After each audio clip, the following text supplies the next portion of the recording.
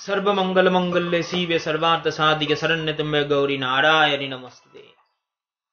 जय श्री हनुमान। সমস্যা সবার আছে, কিন্তু কিছু কিছু সমস্যা এমন আসছে আজকাল যাদের দেখা যাচ্ছে কুণ্ডলিতে কর্মহানি যোগ আছে। তো এই কর্মহানি যোগটা কি? নাম শুনেই হয়তো বুঝতে পারছেন, কর্মহানি।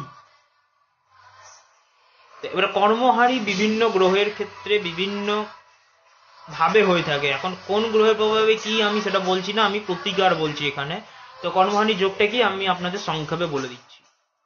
যদি কর্মহানি যোগ সম্পর্কে সম্পূর্ণ জানতে হয়, তো যদি জানতে চান কমেন্টে বলবেন, বানিয়ে দেবো পুরো কর্মহানি যোগের উপরে একটা লম্বা একটা ভিডিও। না হলে আমি শুধু এখন প্রতিকার বলছি আর শুধু সংক্ষেপে আপনাদেরকে বলছি। কর্মহানি যোগটা এরকমই হয় যাদের কুণ্ডলিতে থাকে, মানে জন্মকুষ্ঠিতে আছে, সে আপনি তাকে যতই ভালো কিছু বুঝান না কেন সে বুঝবে না। সে নিজে যেটা বুঝবে সেটাই এক নম্বর। দ্বিতীয়ত, সে যে কাজটায় হাত দেবে সেই কাজটাই খারাপ হবে। 3 নম্বর, সে যদি অন্য কারোর কাজে গিয়ে হয়তো মনে হলো এই লোকটা কি বিপদে আছে, তাকে একটু সাহায্য করতে যাই, যে লোকটাকে সাহায্য করতে গেল তার কাজটাকেও দিল আরো ঝামেলা ফেলে। এমনিতেই ঝামেলা ছিল, আরো সে ঝামেলায় পড়ে গেল। ভাই বোনের মধ্যে সমস্যার সৃষ্টি হবে। আপনি কোনো কাজ হয়তো ঠিক করলেন, আমি এই কাজটা এখন শুরু করব, আজকেই শুরু করবো আমি। আপনি কাজটা শুরু করতে যান, হয়তো এমন কোনো সমস্যা চলে আসলো আপনার সামনে, আপনি কাজটাই আর শুরু করতে পারলেন না, বা কাজটা করতে করতে মাঝখানে আটকে গেল, আর এগোচ্ছেই না, ওইখানেই আটকে আছে। আপনার শত্রুপক্ষ প্রচুর বেড়ে গেল। কর্মহানি যোগের কারণে হয়। তো এবারে বাঁচবেন কি করে? দেখুন, কর্মহানি যোগ যদি থেকে থাকে তো সেখানে তো আপনার এই মুহূর্তে কিছু করার নেই, আপনারও করার নেই, কারণ আপনি ওইভাবে জন্মেছেন। কিন্তু আপনি তার প্রতিকার করতে পারেন, তার চেষ্টা করতে পারেন। উপরওয়ালা একজনই আছে, সেই সব দেখছে, তার জন্য আপনাকে পরিশ্রম করতে হবে। প্রথম, সূর্য পূজা করা দরকার, সূর্যার্ঘ্য দেওয়া দরকার। সূর্যার্ঘ্য দিনে 3 বার দিতে হয়, যদি না পারেন অন্তত দিনে 1 বার হলেও সকালবেলা দিন সূর্যার্ঘ্য। দ্বিতীয়, নিরামিষ খাবার খান।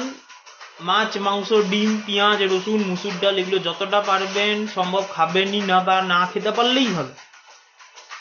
কারণ যাদের কর্মহানি যোগ থাকে তাদের নিরামিষ সাত্ত্বিক ভোজন করতে হয় তাদের, কারণ তাদের বৃহস্পতিকে উপরে তুলতে হয়। আর যদি এগুলি খান তাহলে বৃহস্পতি গ্রহ কিন্তু নিচে বসে থাকবে।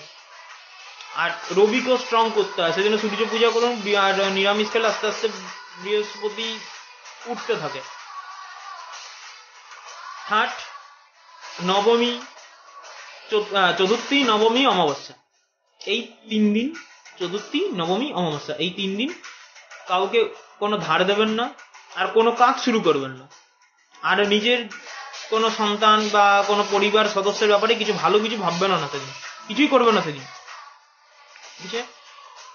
ফোর্থ, কোনো বড় কাজ যদি মনে হয় আমি শুরু করব, তাহলে বৃহস্পতিবার দিন সন্ধ্যাবেলা যাদের গুরু আছে তারা গুরুকে জানিয়ে করবেন, যাদের কাছে গুরু নেই গুরু সমান কাউকে জানিয়ে কাজটা শুরু করবেন।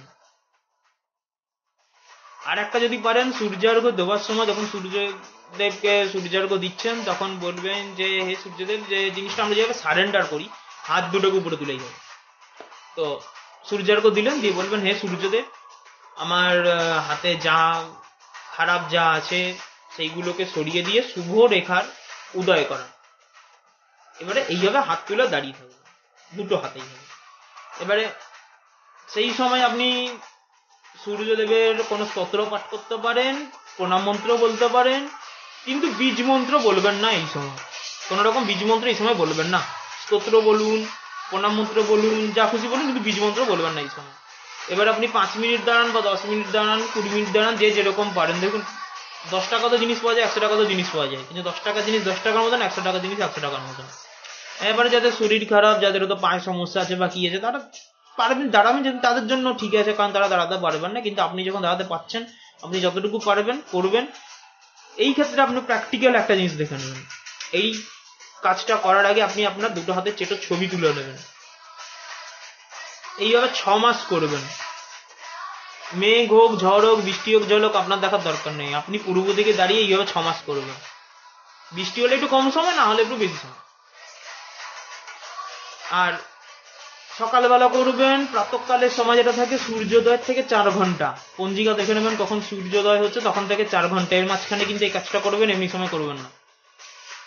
তো করবেন, 6 মাস পর আপনি আবার হাতের ছবিটা তুলবেন বা কোনো জ্যোতিষীকে দেখাবেন, রেখা পাল্টে যাবে, প্র্যাকটিক্যাল করে দেখবেন।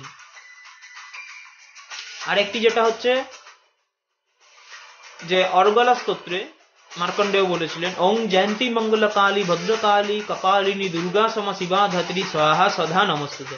এই মন্ত্রটি জাপ করুন, জন্ম জন্মের পাপ ক্ষয় করে।